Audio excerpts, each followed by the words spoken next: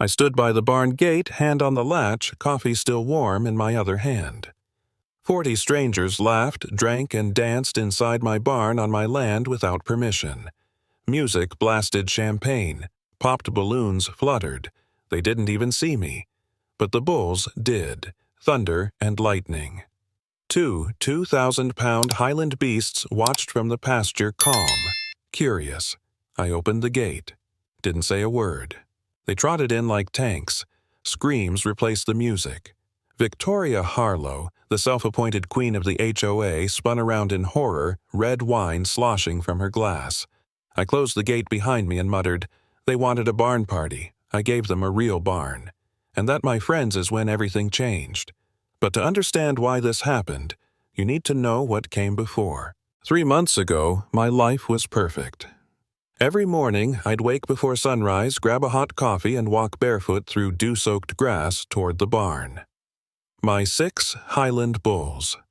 Thunder Lightning, Atlas, Odin, Hercules, and Thor would lumber over like oversized golden retrievers. 1-ton beasts, gentle as monks. The Montana sky always opened wide golden light pouring across 50 acres of my family's legacy. This land had belonged to the Morrison line since 1952, passed from my grandfather, a Waito II vet who built the first fence post with his bare hands.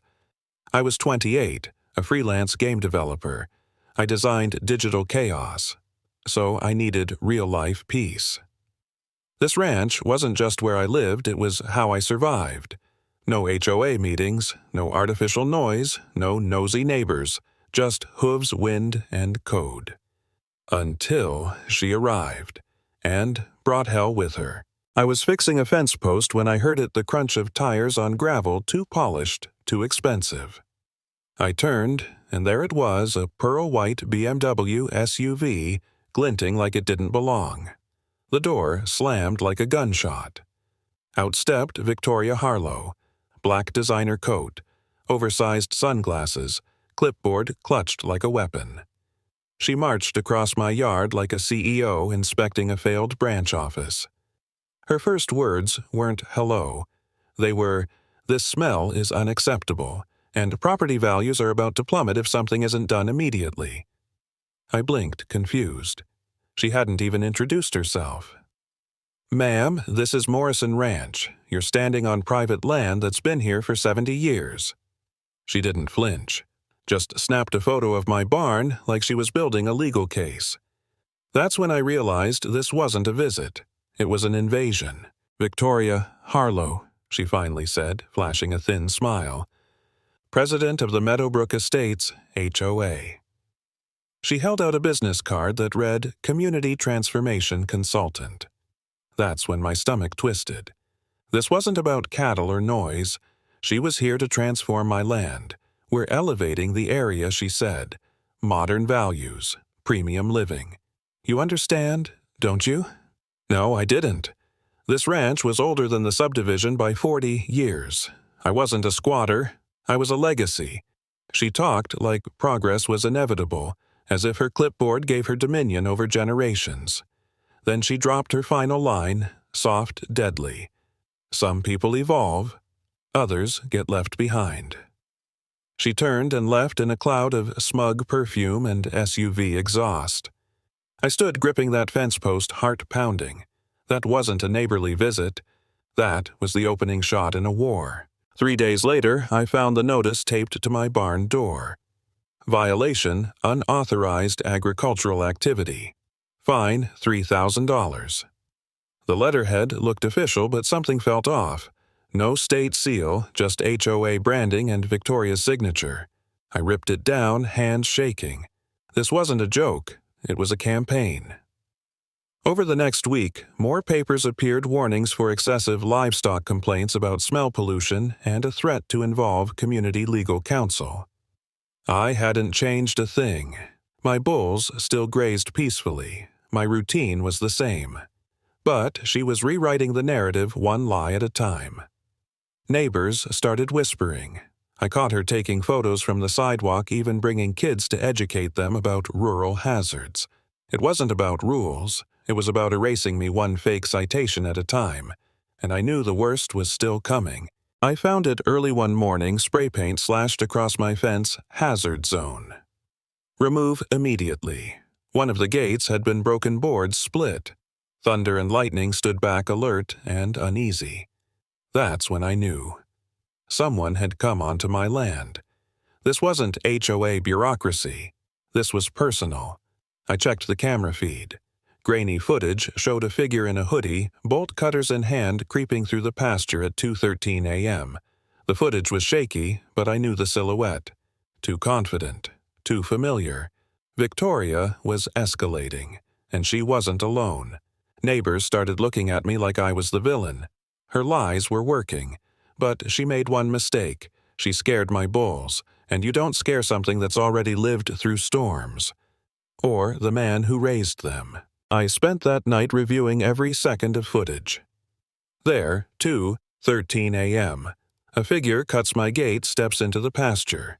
Same height, same gait.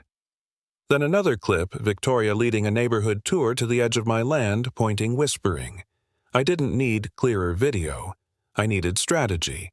So I set traps, not the physical kind. I upgraded my cameras, planted decoys, hid motion sensors near the barn, logged every car that slowed near my fence. Then I called Dr. Kim, my veterinarian and friend with 100K TikTok followers. Want to educate the world about Highland bulls? I asked. Her eyes lit up. Hell yes.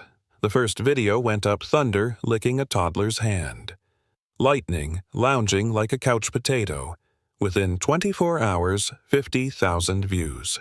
Victoria wanted to smear me online, but I just turned my bulls into influencers. The video was called Gentle Giants of Montana. Thunder stood still while a 5-year-old fed him a carrot. Lightning let an elderly man pet his massive head. Dr. Kim narrated with warmth. Highland bulls are calm, loyal, and deeply misunderstood. Comments poured in. This is beautiful. I'd trust those bulls over most politicians. Who's the HOA lady trying to ruin this? That last question gained traction. Screenshots surfaced fake citations, community complaints, and a blurry photo of Victoria with a wine glass in one hand and my fence latch in the other. Her name started trending. Karen of the Cows. Queen of HOA Hell. I watched from my porch, sipping coffee as the internet turned her crusade into comedy. She wanted to control the narrative.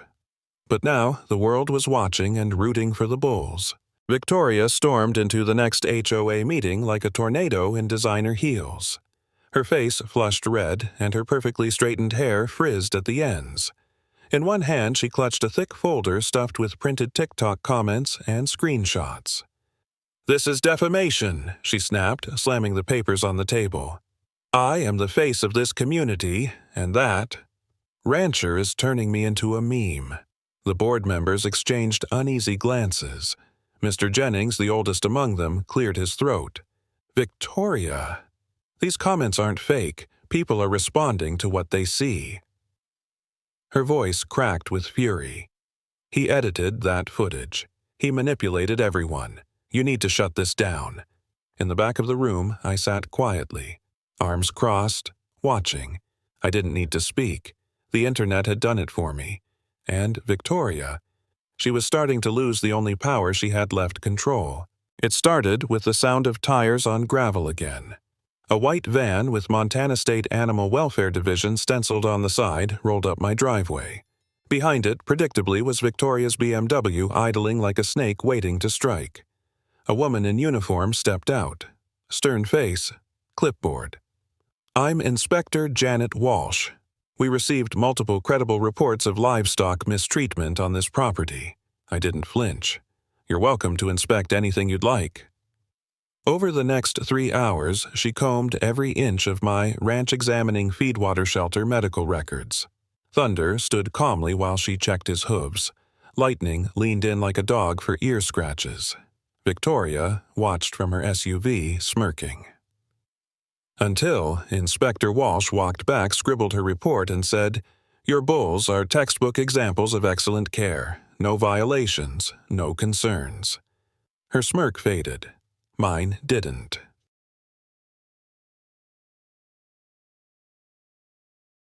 The next attack wasn't physical. It came in waves, comments, reviews, anonymous posts. This ranch is a biohazard. Those bulls are violent. Children shouldn't be near that place. Dozens of brand new accounts all echoing the same false claims. Same phrases, same typos. Coordinated, Dr. Kim said eyes narrowed as she clicked through the troll swarm. And sloppy. Within an hour, she traced several IPs back to one source, a router registered to Meadowbrook Estates. Victoria had launched a social media smear campaign. But we weren't amateurs. I made a quiet video calmly walking viewers through each lie, showing clean stalls, vet records footage of Thunder napping next to school kids. The comments turned fast. "This HOA lady is insane. They're messing with the wrong ranch." She thought she could flood the internet, but we owned the tide. I noticed it first by the barn, deep tire ruts in the grass still fresh. Then boot prints. Heavy ones pacing near the back gate. One of the fence rails was cracked clean through. I checked the camera. A black sedan had pulled up, idled for 5 minutes, then peeled off the moment motion sensors pinged. Not Victoria's BMW. Something darker, quieter. That same sedan showed up 3 more times that week. Always on the edge of my land. Always watching. When I told Officer Rick Santos over coffee, his face went cold. "That's not some nosy neighbor," he said. "That's someone collecting pre-incident data." Translation, they were planning something. The fake fines, the trolls, the state inspection, none of it had worked. Now they were moving to intimidation. But intimidation doesn't work on people who sleep beside 2,000-pound bulls. The call came at 9:17 p.m. I was on the porch watching Thunder graze under the stars when my phone buzzed. Unknown number. I almost ignored it. "Mr. Morrison," a nervous male voice whispered. "This is Chad, Victoria's husband." I stood up. "Go on. She's planning something for this Saturday. A community appreciation event." He hesitated. "She's hired a caterer, a DJ, and she's been studying your schedule, when you leave, when you come back." I didn't speak. "She hasn't told anyone the location, but I've seen the notes. It's your barn." My jaw clenched. Chad continued. I can't be part of this anymore. She's going too far." When the call ended, I stared into the dark, feeling every heartbeat like a drum. This wasn't a feud anymore. This was war. But this time, I'd be ready. Friday night, I walked the land like my grandfather used to. Slow, intentional. I brushed Thunder and Lightning, cleaned their stalls, and laid fresh hay. They nudged my shoulder like always, calm, trusting, unaware they were about to become legends. I installed backup motion cams, double-checked locks, and stashed a portable battery pack in the barn rafters. On a notepad inside the house, I wrote 3 words underlined in red. Saturday, Victoria's party. This wasn't about revenge. It was about principle. About reminding a certain HOA president and 40 of her delusional guests that my barn wasn't a blank slate for their fantasy. It was a legacy, a home, a fortress. She wanted to throw a party on my land without asking. That was fine, because I had a guest list of my own. I crested the hill, returning from town, and stopped cold. My barn had been transformed. White linen tables stretched across the gravel. Balloons bobbed from fence posts. A DJ booth thumped music so loud it rattled my ribs. And in the center of it all, like a monarch surveying stolen land, stood Victoria Harlow in a flowing red dress, wineglass raised laughing. Guests milled across my property as if they owned it. Selfies in front of the hayloft. Drinks poured from coolers that weren't mine. My land violated, occupied, claimed without consent. Not a single person had asked permission. I pulled my truck into the drive and stepped out slowly. No one noticed. Yet. I looked at Thunder and Lightning, grazing in the back pasture, ears twitching at the noise. They'd feel it soon. So would everyone else. I walked straight through the crowd. No one stopped me. A few glanced up confused, but most kept sipping wine, laughing, snapping selfies. I found her near the DJ booth, surrounded by HOA loyalists and realtors in fake cowboy boots. Victoria turned with theatrical grace, holding up her glass like a toast. "Mr. Morrison," she purred, "so glad you could join us for our inaugural community celebration." I didn't return the smile. "This is private property. No one here has permission to be on it. I'm asking all of you to leave. Now." She laughed, not with amusement, but with rehearsed dismissal. Jackson, sometimes spaces evolve. This barn is a symbol of unity. You should be proud to be part of something bigger.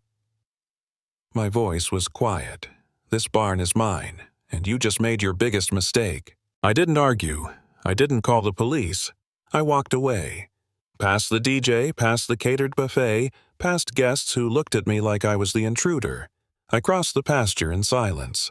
Thunder and lightning stood near the fence watching me. Alert, calm, curious. I placed a hand on Thunder's shaggy head. He blinked slowly. "Showtime," I whispered. I turned the latch. The old gate creaked open. 2 tons of Highland bull stepped forward, not charging, not angry, just moving with the deliberate grace of animals who know exactly who they are. In the distance, music still thumped. I didn't need force. I had nature. I had truth. As the bulls moved toward the barn, the wind shifted and even the earth seemed to pause. They wanted a rustic party. They were about to get it. Real, raw, and horned. Thunder's horns were the first thing they saw. A teenager holding a plastic champagne flute froze eyes wide. Her drink slipped from her hand and shattered on the barn floor. Lightning stepped in beside him, won 800 pounds of shaggy, curious calm. Conversations died. Music cut out. Silence. Then someone screamed. It wasn't fear of aggression, it was awe warped into panic. No one there had ever seen bulls this close, this big, this real. A man dropped his plate of hors d'oeuvres. A woman climbed on a chair. Someone yelled, "Are they dangerous?" I stood outside. Arms folded, watching the crowd shift from entitlement to fear. Thunder sniffed a linen tablecloth. Lightning nudged the DJ booth. Victoria stood frozen, jaw slack, eyes darting. My barn, my bulls, and now... Her nightmare. In the center of the barn, Victoria snapped. "Shoo!" she barked, waving her arms at Thunder like he was a stray dog. He blinked, unimpressed. "Go! You don't belong here!" she shouted on my property. Then, in a moment of drunken brilliance, she kicked off her red heel, grabbed it, and hurled it at Thunder's face. It thunked off his forehead with a soft, hollow clop. He blinked again. No fury, no fear, just confused curiosity. But then he took a step forward, deliberate, slow, powerful. That was enough. Victoria shrieked, spun around, tried to run, but the hem of her designer gown tangled around her legs. She stumbled once, twice, then splat, face first into a warm, fresh pile of cow manure. The barn went silent. And then pandemonium. Screams ricocheted off the rafters. Guests scattered like pigeons from a firecracker. One man flipped a catering table trying to climb on it. Another woman knocked over a champagne tower scrambling backward. Thunder calmly wandered toward a charcuterie spread and began chewing on a linen napkin like it was hay. Lightning nosed through silver trays, sniffing shrimp skewers and spilled sangria. Victoria, still dripping manure, tried to stand but slipped again. Her white teeth grit in rage as her red dress turned brown. Some guests ran for the doors. Others clung to barrels, screaming, "Don't let it touch me." Meanwhile, I stood at the barn entrance, sipping coffee from a metal thermos. "Welcome to Morrison Ranch," I said under my breath. "Where the bulls live here. And you don't."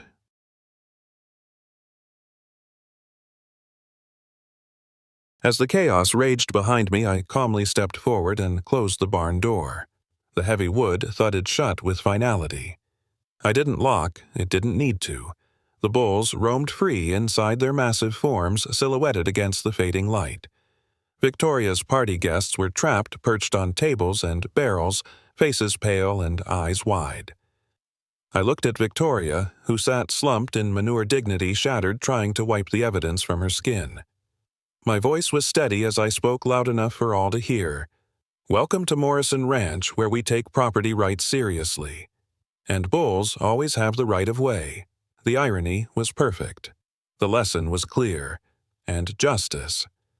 Well, justice looked a lot like two Highland bulls. The evening was quiet again, save for the occasional low rumble from thunder and lightning. Then came the flashing lights. Officer Rick Santos pulled up in his patrol car, stepping out with a wary but steady gaze. "We got a noise complaint," he said, surveying the scene with a practiced eye. He walked past the scattered guests, nodding at the startled faces clinging to tables. Turning to me, he said, "You're the owner here." "Yes, sir." After a thorough check, Rick declared, "No violations. Those bulls are calm and well cared for. You're within your rights. The trespassers need to leave." Relief washed over me. The law had spoken.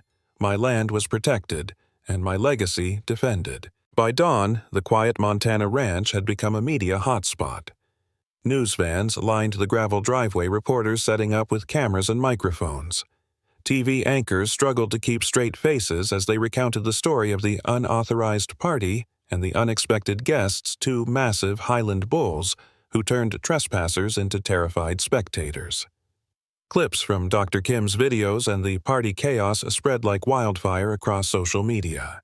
Thunder and lightning quickly became internet celebrity symbols of resilience and justice. I found myself fielding interviews sharing the story of family legacy respect and standing up for what's right. Victoria's attempts to discredit me only fueled public sympathy. The community rallied behind me, and for the first time I felt like the legacy was truly protected not just by fences and law, but by the people who cared. The battle had become bigger than me. It had become a movement. The spotlight turned on Victoria, and she didn't like the view.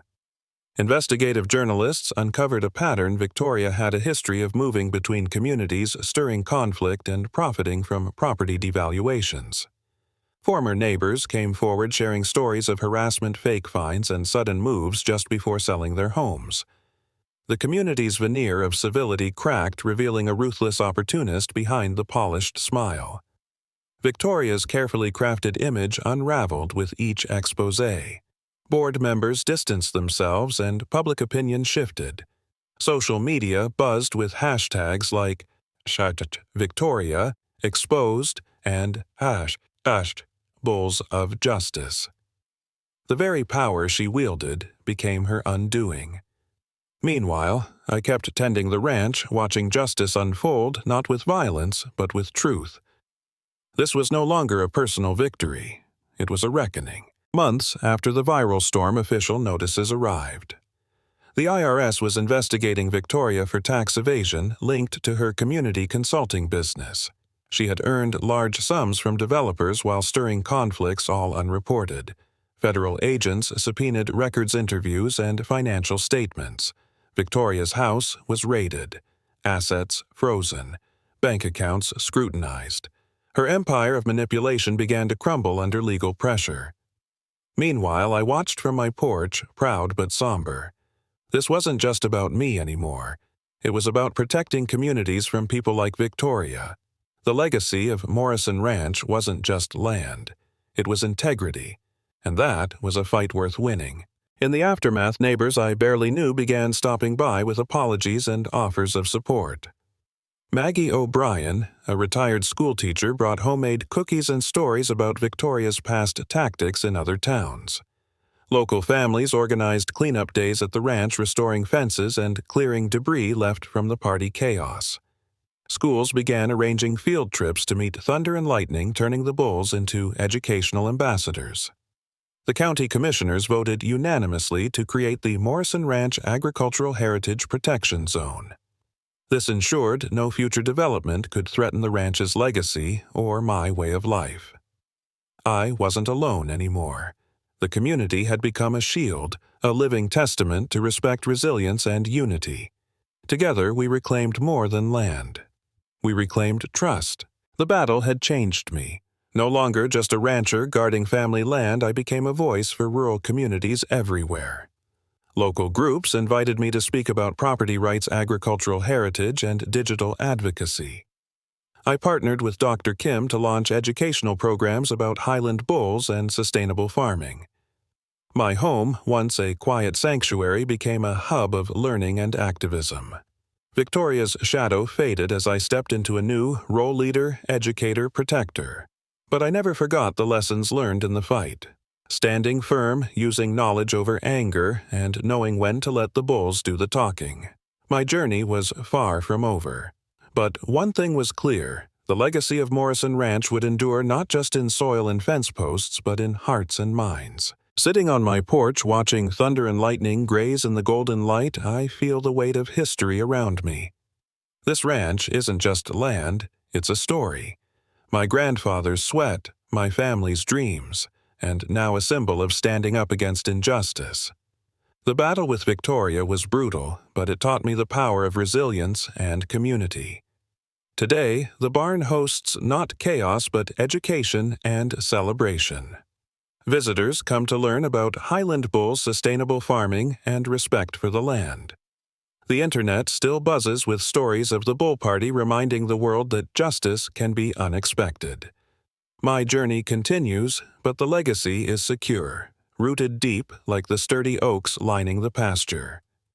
And whatever comes next, I know one thing for certain: this land, this life is mine.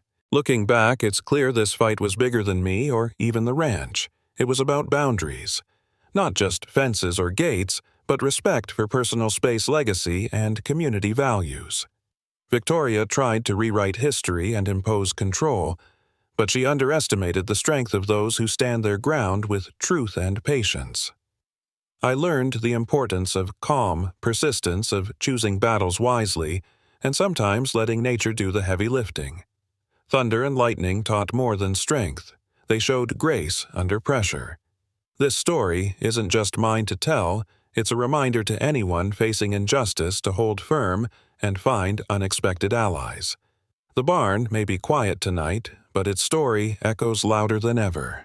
And as long as those bulls walk the pasture, justice will never be silent. Thank you for sticking with me through this journey, one that's more than just a story about a ranch bulls and a stubborn neighbor. It's about standing up for what's yours, protecting your home, and honoring the legacy that no one else can take away. If this story resonates with you, maybe because you've faced similar battles or know someone who has, I invite you to share it. Tag a friend who needs to hear this, because sometimes the hardest fights are the ones fought quietly at home. Remember, no one has the right to trespass, take over, or disrupt your personal sanctuary, especially not without your consent.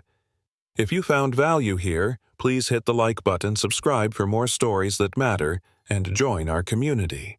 Until next time, take care, stay strong, and keep protecting what matters most. I'll see you in the next video.